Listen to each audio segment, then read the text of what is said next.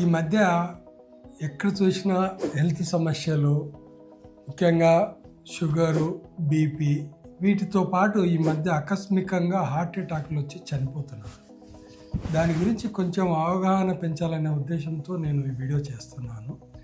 మీరు అనుకోవచ్చు మీకేం నాలెడ్జ్ అంటే, నేను మెడికల్లో ల్యాబ్ టెక్నీషియన్గా 30 years పనిచేశాను. పెద్ద పెద్ద హాస్పిటల్లో కూడా పనిచేశాను. నేను చాలా రకాల కేసులను చూసినాను. అదేవిధంగా కొంత స్టడీ కూడా చేశాను నేను దాని మీద. సో ముఖ్యంగా డయాబెటీస్ అంటే మధుమేహ వ్యాధి. ఇది వ్యాధి కాదు యాక్చువల్గా.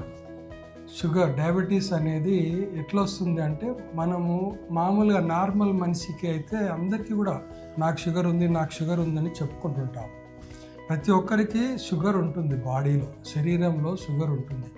ఈ షుగర్ అంటే ఏంటంటే, మనం తినేటువంటి కార్బోహైడ్రేట్స్, మనం పిండి పదార్థాలన్నీ తినేవన్నీ కూడా చివరకు షుగర్గా మారిన తర్వాతనే అవి రక్తంలో కలుస్తాయి. ఏదైనా సరే మనకు శక్తి రావాలి అంటే రక్తం ద్వారానే వస్తుంది. మన శరీరంలోని ప్రతి భాగానికి రక్తం ద్వారానే శక్తి వస్తుంది.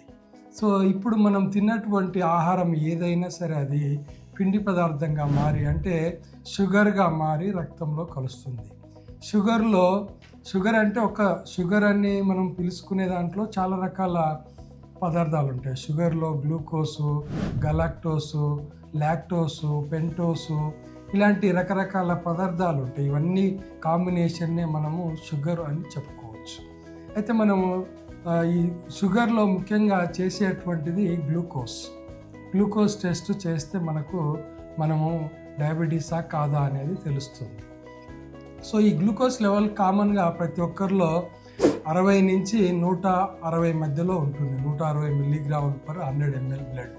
100 ml బ్లడ్కు 60 mg నుంచి 160 mg మధ్యలో ఉంటుంది.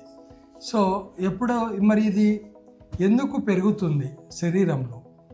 దీన్ని ఎందుకు కంట్రోల్ చేయలేకపోతుంది బాడీ అంటే, ముఖ్యంగా చెప్పుకోవాల్సి వస్తే మన బాడీలో ప్యాంక్రియాస్ అనేటువంటి ఒక గ్రంథి ఉంటుంది. దానిలో 2 హార్మోన్లు ఉత్పత్తి అవుతాయి. అవి గ్లూకాగోన్ అండ్ ఇన్సులిన్. ఈ 2 హార్మోన్లు అందులో ప్యాంక్రియాస్లో తయారవుతాయి. ప్యాంక్రియాస్లో తయారయ్యేటువంటి 2 హార్మోన్స్ వల్లనే మన శరీరంలోని షుగరు లెవెల్స్ను హెచ్చుతగ్గుకు కంట్రోల్ చేస్తాయి. ఇవి ఎప్పుడైతే మన శరీరంలో షుగర్ లెవెల్స్ అంటే తిన్న తర్వాత మనం తిన్న ఆహారం లోపల బ్లడ్లో కలిసేటప్పుడు అరిగిపోయిన తర్వాత షుగర్గా మారి బ్లడ్లో కలిసినప్పుడు అది ఎక్కువ అవుతుంది. మామూలుగా తినంగానే ఎక్కువ. దాన్ని ఎక్కువ కాకుండా ఇన్సులిన్ అనేటువంటి హార్మోను కంట్రోల్ చేస్తుంది. ఎప్పుడైతే మనము కొన్ని రోజులు తినకుండా ఉంటాం, ఆహారం తినకుంటున్నా కూడా 1 రోజు 2 రోజులు బతుకుతుంటారు మనిషి ఫాస్టింగ్ చేసిన తర్వాత.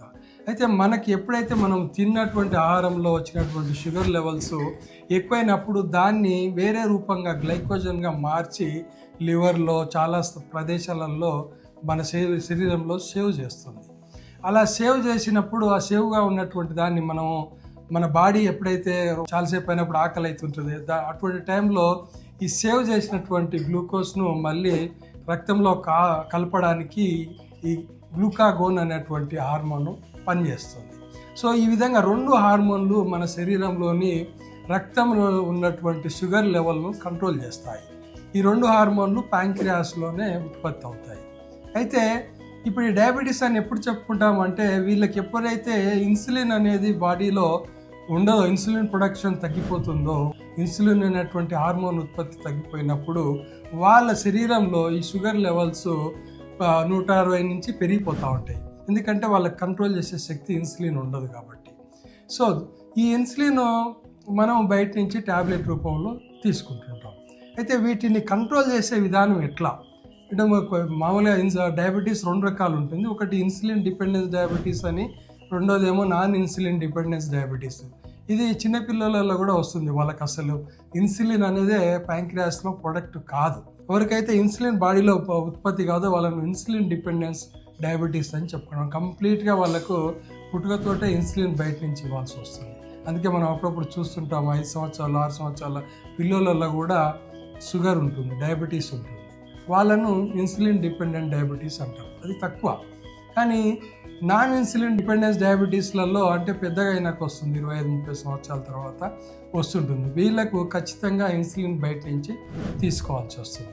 దీన్ని కంట్రోల్ చేసే విధానంలో బేసిక్గా చెప్పుకోవాల్సి వస్తే మనం ఖచ్చితంగా ఫుల్ స్టమక్ ఆహారం తీసుకోకూడదు. తర్వాత ఎక్సర్సైజులు బాగా చేయాలి. డాక్టర్ సలహాను పాటిస్తూ ఇన్సులిన్ వాడుకుంటున్నాను. అయితే ఇప్పుడు దీనికి హార్ట్ అటాక్లకు సంబంధం ఏంది అని అనుకోవచ్చు. కామన్గా చాలామంది ఇప్పుడు ఈ మధ్య కోవిడ్ వ్యాక్సిన్ తీసుకున్న తర్వాతనే హార్ట్ అటాక్లు వస్తున్నాయి అనేటువంటి ఒక భ్రమ కలుగుతుంది. అది నిజమా కాదనేది ఇంకా తేలలేదు. కానీ ఈ మధ్యకాలంలో సైన్స్ చెప్తున్నది ఏంటంటే కోవిడ్ వ్యాక్సిన్ వల్ల ఇలాంటి హార్ట్ జబ్బులు రావడం లేదని. సో మనకు ఇప్పుడు ఈ హార్ట్ జబ్బులను ఎలా నిలువరించుకోవాలి అంటే మనం చేయాల్సింది ఏంటి అంటే మనకు చరిత్ర హిస్టరీలో కానీ ఎవరికైనా డయాబెటీస్ జబ్బులు ఉన్నా, హార్ట్ అటాక్ జబ్బులు ఉన్నా, లేదా ఇంకేమన్నా జెనెటిక్ ఇష్యూలు ఉన్నా కూడా అటువంటి హిస్టరీ ఉన్న వాళ్ళు ఎవ్రీ ఇయర్ ఖచ్చితంగా చేయించుకోవాల్సిన పరీక్షలు ఏంటంటే షుగర్ టెస్టు, ఈసీజీ ఖచ్చితంగా చేయించుకోవాలి. ఈ 2 పరీక్షలతో పాటు బీపీ కూడా ఎప్పుడు రెగ్యులర్గా చెక్ చేయించుకుంటున్నాను ఎవ్రీ ఇయర్. ఈ 3 పరీక్షలు చేయించుకుంటే మనకు ఖచ్చితంగా మన శరీరంలోని లక్షణాలు ఏమన్నా తేడాలు ఉంటే, అంటే ఏదైనా ఈసీజీలో ఏం తెలుస్తుందంటే మనకు హార్ట్లో ఏదైనా చిన్న చిన్న మార్పులు ఉన్నా ఖచ్చితంగా తెలుస్తుంది. దాని రిజల్ట్స్ని బట్టి మీరు ఫర్దర్ టెస్టులు చేయించుకోవాల్సి వస్తుంది. ఇవి ఎప్పుడైతే మనము BP test, sugar test, ECG test every year చేయించుకుంటామో వాళ్ళు ఖచ్చితంగా ఇలాంటి ఆకస్మిక హార్ట్ అటాకుల నుంచి కొంచెం తప్పించుకోవడానికి ఆస్కారం ఉంటుంది. ఎందుకంటే మనకి ఎప్పుడైతే శరీరంలో హార్ట్లో కానీ ఏదైనా ప్రాబ్లం ఉందని తెలిస్తే డాక్టర్లు ఖచ్చితంగా దానికి సంబంధించినటువంటి ట్రీట్మెంట్ ఇస్తారు. కాబట్టి దాని నుంచి మనం కొంత కాపాడుకునేటువంటి ఆస్కారం ఉంటుంది.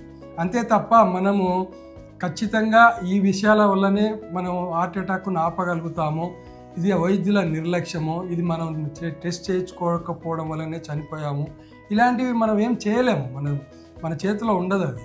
కాబట్టి మన చేతిలో ఉండేది ఏంటంటే ఎవ్రీ ఇయర్ ఈ 3 పరీక్షలు ECG, sugar test, BP every year ఖచ్చితంగా చేయించుకుంటే మనం మన శరీరం యొక్క పరిస్థితి మనకు తెలిసే ఆస్కారం ఉంటుంది. దాని ద్వారా డాక్టర్లను మనం సంప్రదించేటువంటి అవకాశం ఉంటుంది. ఇది ఒక్కటి నేను సజెస్ట్ చేయగలను. మన ఆరోగ్యాన్ని మనం కాపాడుకోవాలంటే ఎవ్రీ ఇయర్ ఈ 3 పరీక్షలు ఖచ్చితంగా చేయించుకోవాలి. ఇది నా సలహా.